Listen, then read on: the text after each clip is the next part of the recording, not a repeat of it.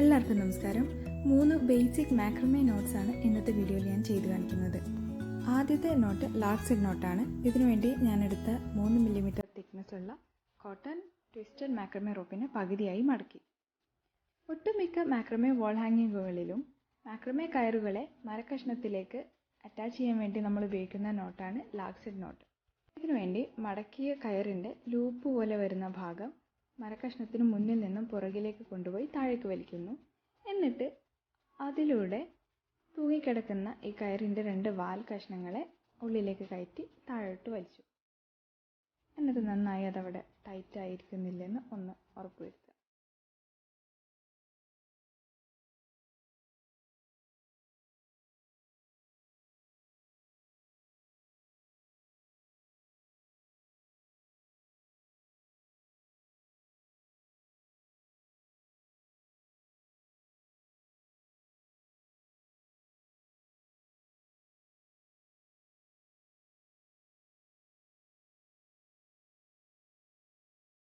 മാക്രമേ കയറുകളെ നമ്മൾ ഉപയോഗിക്കുന്ന മരക്കഷ്ണത്തിലേക്ക് ചേർത്ത് വെക്കാൻ വേണ്ടി ഉപയോഗിക്കുന്ന മറ്റൊരു കെട്ടുകൂടിയുണ്ട്. ഇതിൻ്റെ പേര് റിവേഴ്സ് ലാർക്ക് ഹെഡ് അല്ലെങ്കിൽ കൗ ഹിച്ച് നോട്ട് എന്നാണ്. പേര് സൂചിപ്പിക്കുന്ന പോലെ തന്നെ ലാക്സഡ് നോട്ടിൻ്റെ നേരെ ഓപ്പോസിറ്റാണിതെന്ന് പറയാം. ഇതിനുവേണ്ടി മടക്കിയ കയറിനെ വുഡൻ ടവലിൻ്റെ പുറകിൽ നിന്നും മുൻവശത്തേക്ക് വലിക്കുന്നു. എന്നിട്ട് ഇതിലൂടെ നീണ്ടുകിടക്കുന്ന വാൽ കഷ്ണങ്ങളെ കയറ്റി പുറത്തേക്ക് വലിക്കുന്നു. നമ്മുടെ നോട്ട് പുറത്തേക്ക് കാണാത്ത രീതിയിൽ കയറിനെ വുഡൻ ടവലിലേക്ക് അറ്റാച്ച് ചെയ്യാൻ വേണ്ടിയാണ് അധികവും കൗ ഹിച്ച് നോട്ട് അല്ലെങ്കിൽ റിവേഴ്സ് ലാർക്ക് ഹെഡ് നോട്ട് ഉപയോഗിക്കുന്നത്.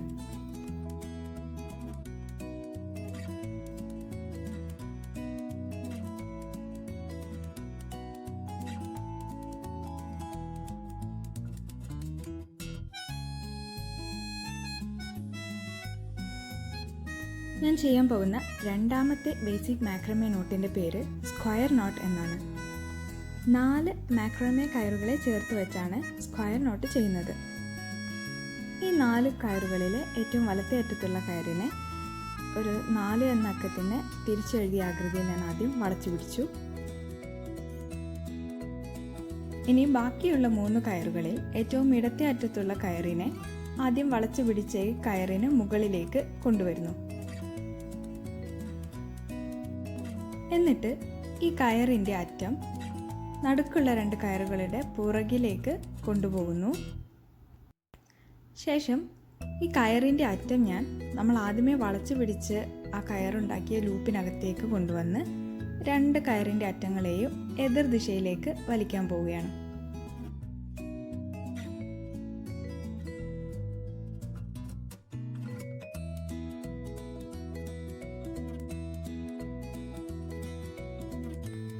ഇപ്പോൾ നമ്മൾ ചെയ്തു തീർത്തത് ഒരു സ്ക്വയർ നോട്ടിൻ്റെ പകുതിയാണ്.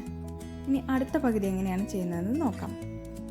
ആദ്യത്തെ പകുതി ചെയ്യുമ്പോൾ ഞാൻ ആദ്യമേ വളച്ചു പിടിച്ചത് വലതുവശത്തു നിന്നുള്ള കയറാണെങ്കിൽ ഇത്തവണ ഞാൻ ഇടതുവശത്തു നിന്നുള്ള അറ്റത്തെ കയറിനെയാണ് നമ്പർ 4 എന്ന ആകൃതിയിൽ വളച്ചു പിടിക്കുന്നത്. ഇനി വലത്തെ അറ്റത്തുള്ള 3ാമത്തെ കയറിനെ ഇതിന് മുകളിലേക്ക് കൊണ്ടുവരുന്നു. ശേഷം അതിനെ നടുക്കുള്ള 2 കയറുകളുടെ പുറകിലേക്ക് കൊണ്ടുപോയി ആദ്യമേ വളച്ചു പിടിച്ച കയറുണ്ടാക്കിയ ലൂപ്പിനകത്തേക്ക് ഇതിനെ കൊണ്ടുവന്ന് 2 കയറിൻ്റെ അറ്റങ്ങളെയും എതിർ ദിശയിലേക്ക് വലിക്കുന്നു.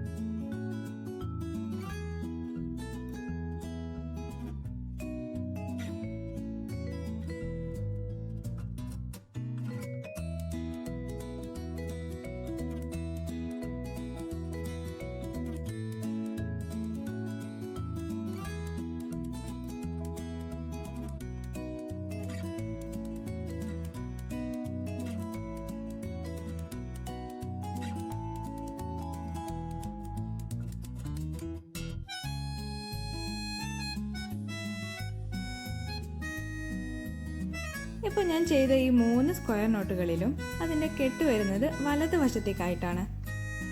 നിങ്ങൾ ചെയ്യാൻ ഉദ്ദേശിക്കുന്ന മാക്രമേ വാൾ ഹാങ്ങിങ്ങിൽ ഈ കെട്ട് വരേണ്ടത് ഇടതുവശത്തേക്കാണെങ്കിൽ അതെങ്ങനെ ചെയ്യാൻ നോക്കാം. അതിനുവേണ്ടി നിങ്ങൾ ശ്രദ്ധിക്കേണ്ടത് ഒറ്റ കാര്യം മാത്രമാണ്. ഇതിനു മുൻപ് ചെയ്ത 3 സ്ക്വയർ നോട്ടുകളിലും ഞാൻ ആദ്യമേ നമ്പർ 4 എന്ന ആകൃതിയിൽ വളച്ചു പിടിച്ചത് വലതുവശത്ത് നിന്നുള്ള കയറിനെയാണ്. ഇത്തവണ ഇടതുവശത്തെ കയറിനെയാണ് ഞാൻ ആദ്യം നമ്പർ 4 എന്ന ആകൃതിയിൽ വളച്ചു പിടിക്കുന്നത്. ശേഷം ബാക്കി സ്റ്റെപ്പുകളെല്ലാം നേരത്തെ ചെയ്ത പോലെ തന്നെ.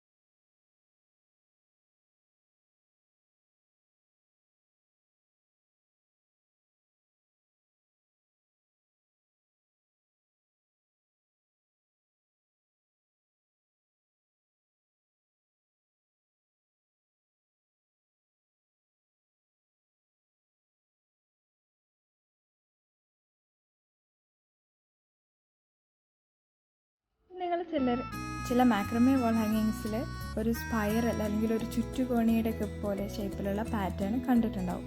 ഇത്തരം സ്പൈറൽ പാറ്റേൺ ചെയ്യുന്നത് സ്ക്വയർ നോട്ടിൻ്റെ പകുതിയായിട്ടുള്ള ഹാഫ് സ്ക്വയർ നോട്ട്സ് ഉപയോഗിച്ചാണ്. ഹാഫ് സ്ക്വയർ നോട്ട്സ് ഉപയോഗിച്ചിട്ടുള്ള ഒരു സ്പൈറൽ പാറ്റേൺ എങ്ങനെയാണ് ചെയ്യുന്നതെന്ന് കാണിക്കാം. ഞാൻ എടുത്തിട്ടുള്ള നടുക്കുള്ള 4 കോഡുകളിലെ ഏറ്റവും വലത്തേ അറ്റത്തുള്ള കയറിനെയാണ് ആദ്യമേ തന്നെ നമ്പർ 4 എന്ന ആകൃതിയിൽ മടക്കിയത്. ഇനി അടുത്ത സ്റ്റെപ്പിൽ ഇടതുവശത്ത് നിന്നുള്ള കയറിനെ മടക്കുന്നതിന് പകരം ഞാൻ വീണ്ടും വലതുവശത്ത് നിന്നുള്ള കയറിനെ തന്നെയാണ് ആദ്യമേ 4 എന്ന ആകൃതിയിൽ മടക്കി മറ്റു കയറുകളുടെ മുകളിലേക്ക് എടുക്കുന്നത്.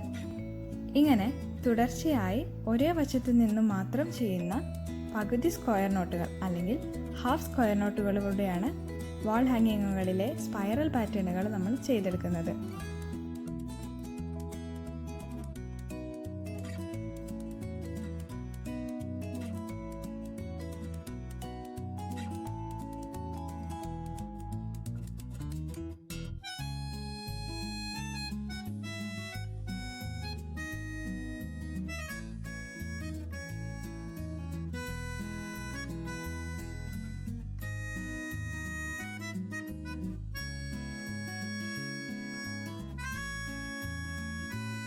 ഒരു 3-4 ഹാഫ് സ്ക്വയർ നോട്ടുകൾ ചെയ്ത് കഴിയുമ്പോൾ തന്നെ നമുക്ക് മനസ്സിലാകും നമ്മുടെ ഈ പാറ്റേൺ ഇങ്ങനെ തിരിഞ്ഞ് സ്പൈറലായിട്ട് ചുറ്റി തിരിഞ്ഞ് വരുന്നത്.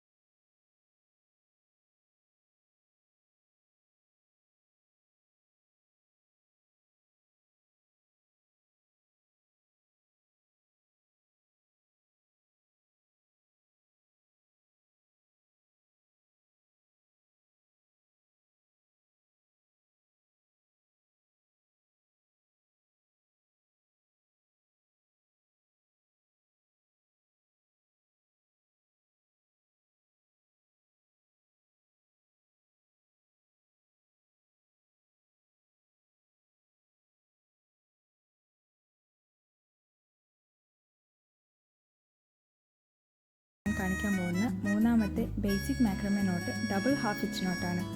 ഇടതുവശത്ത് നിന്നും വലതുവശത്തേക്ക് ഹൊറിസോണ്ടൽ അഥവാ തിരശ്ചീനമായിട്ടുള്ള ഡബിൾ ഹാഫ് ഇച്ച് നോട്ട് ചെയ്യുന്നത് എങ്ങനെയാണെന്നാണ് ഞാൻ ആദ്യം കാണിക്കുന്നത്. ഈ ഡബിൾ ഹാഫ് ഇച്ച് നോട്ട് ചെയ്യാൻ വേണ്ടി ഞാൻ ഏറ്റവും ഇടത്തെ അറ്റത്തുള്ള കയറിന് മുകളിലൂടെ ബാക്കിയുള്ള ഓരോ കയറുകളെയും 2 വട്ടം ചുറ്റിയെടുക്കുകയാണ് ചെയ്യുന്നത്. ഇങ്ങനെ എടുക്കുന്ന ഈ ഏറ്റവും ഇടത്തെ അറ്റത്തുള്ള ഈ കയറിനെ ആക്സിയൽ കോഡെന്നോ ഗൈഡ് കോഡെന്നോ പില്ലർ കോഡെന്നോ ഒക്കെ വിളിക്കാം. അങ്ങനെ ഈ ആക്സിയൽ കോഡിന് മുകളിലൂടെ തൊട്ടടുത്തുള്ള രണ്ടാമത്തെ കയറിനെ ഞാൻ ഒരു വട്ടം ചുറ്റിയെടുത്തു. ഇങ്ങനെ ചുറ്റിച്ചെടുക്കുന്ന കയറുകളെ നമ്മൾ വർക്കിംഗ് കോഡ് എന്നാണ് പറയുന്നത്. ആക്സിയൽ കോഡായിട്ട് എടുത്ത കയറിന് മുകളിലൂടെ ബാക്കിയുള്ള ഓരോ കയറിനെയും 2 തവണയാണ് വട്ടം ചുറ്റിയെടുക്കുന്നത്.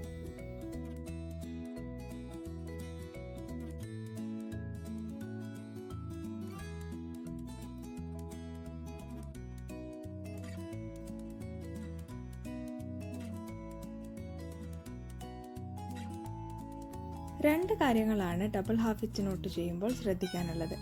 അതിലൊന്ന് ആക്സിയൽ കോഡിൻ്റെ ആംഗിളാണ്. അതായത് എപ്പോഴും ഏത് ദിശയിലേക്കാണോ നിങ്ങൾ ഡബിൾ ഹാഫ് ഹിച്ച് നോട്ട് കെട്ടാൻ ഉദ്ദേശിക്കുന്നത് ആ ദിശയിലേക്ക് ഈ ആക്സിയൽ കോഡിനെ വലിച്ചു പിടിക്കണം. രണ്ടാമത്തെ കാര്യം, എപ്പോഴും ആക്സിയൽ കോഡ് ബാക്കിയുള്ള വർക്കിംഗ് കോഡുകളുടെ മുകളിലായിരിക്കണം എന്നതാണ്.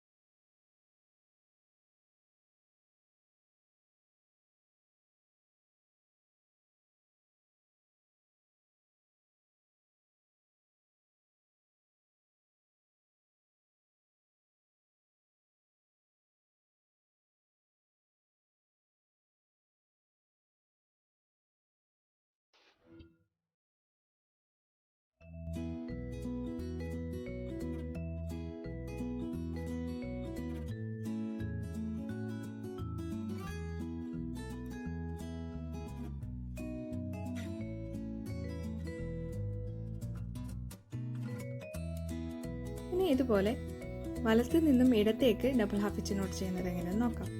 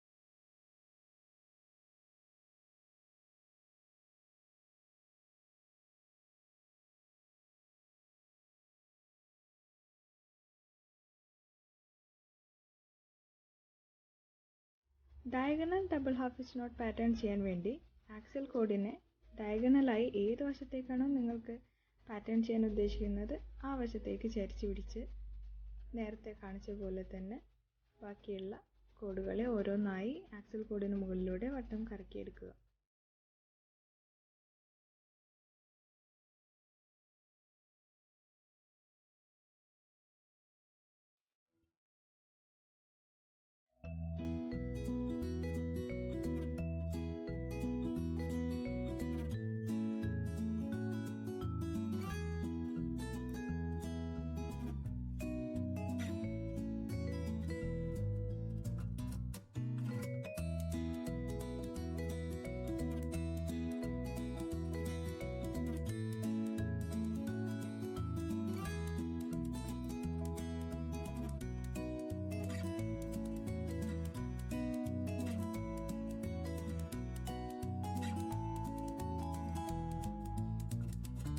ഇനി നമുക്ക് ലംബമായി അല്ലെങ്കിൽ വെർട്ടിക്കൽ ആയിട്ട് double half stitch knot pattern ചെയ്യുന്നത് എങ്ങനെയാണെന്ന് നോക്കാം. ഹൊറിസോണ്ടൽ പാറ്റേണിൽ നമ്മൾ ഏറ്റവും അറ്റത്തുള്ള കയറിനെ ആക്സിൽ കോഡായിട്ടും ബാക്കിയുള്ള എല്ലാ കയറുകളെയും വർക്കിംഗ് കോഡായിട്ടാണ് കരുതിയിരുന്നെങ്കിൽ ഇവിടെ നേരെ തിരിച്ചാണ്. ഇവിടെ ഏറ്റവും അറ്റത്തുള്ള ഒരു കയറിനെയാണ് നമ്മൾ വർക്കിംഗ് കോഡായിട്ട് കരുതുന്നത്. ബാക്കിയുള്ള എല്ലാ കയറുകളെയും ആക്സിൽ കോഡായിട്ട് കണക്കാക്കുന്നു. അതുകൊണ്ട് ഈ അറ്റത്തുള്ള കയറിനെ ബാക്കിയുള്ള ഓരോ കയറുകളുടെയും ചുറ്റും വട്ടം ചുറ്റിയെടുക്കുന്നു.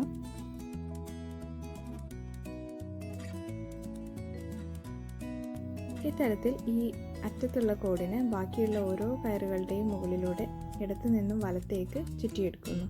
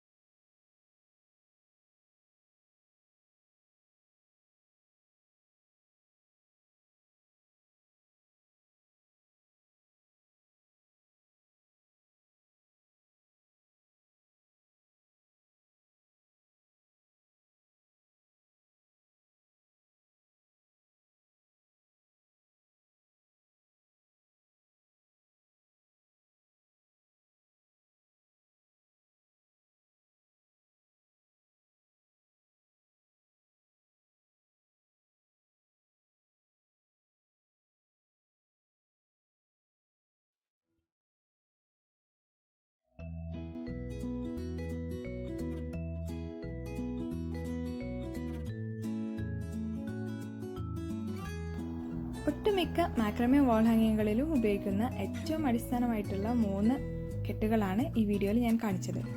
ഈ ബേസിക് നോട്ട്സ് പഠിച്ചു കഴിഞ്ഞാൽ നിങ്ങൾക്ക് ചെയ്യാവുന്ന ഈസി ആയിട്ടുള്ള മാക്രമേ വാൾ ഹാങ്ങിങ്ങുകളുടെ വീഡിയോ ഞാൻ ഇതിനു മുൻപ് ചെയ്തിട്ടുണ്ട്. അതിലേക്കുള്ള ലിങ്ക് ഇതോടൊപ്പം കൊടുക്കുന്നു. ഈ വീഡിയോ ഇഷ്ടപ്പെട്ടെങ്കിൽ നിങ്ങൾ ലൈക്ക് ചെയ്യുക, അഭിപ്രായങ്ങൾ കമൻറ്റ് ബോക്സിൽ അറിയിക്കുക, and subscribe. And thank you for watching.